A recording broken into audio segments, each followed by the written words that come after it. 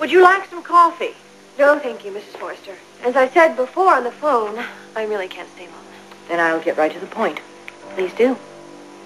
Exactly what's happening with your parents? Are they any closer to a reconciliation?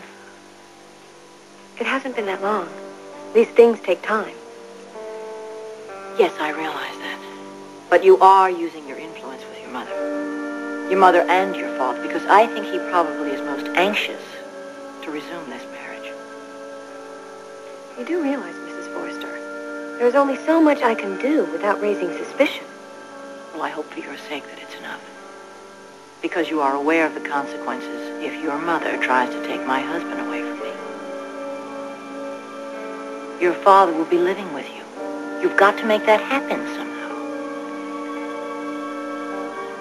I can't deny being torn. Seeing my mother and father together again, like when we were growing up, it's really something special.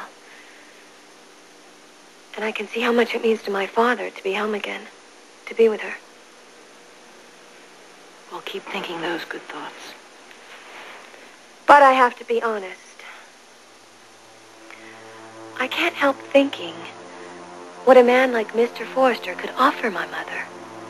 Things she's never had, the kind of life she could have if she married him. That's enough of that. And I don't want any other tricks of yours either. Tricks? Asking my son to marry you. Did you really think that you were going to get away with that?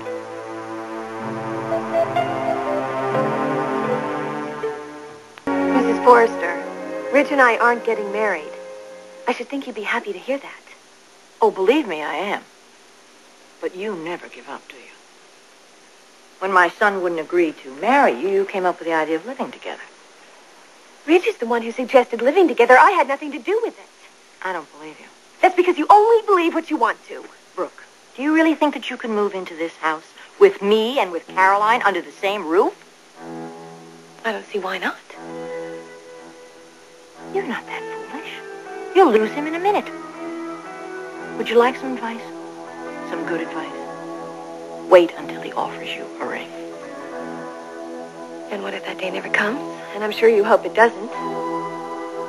Then what will you have lost? A man who doesn't love you? A man who's really in love with another woman, and don't ever forget that. That's all I wanted to say to you.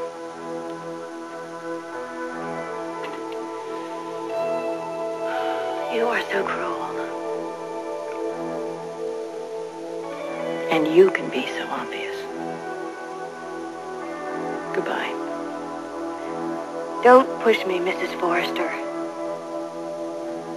Would you like it if I picked up that phone right now and called Ridge and told him I was ready to move in?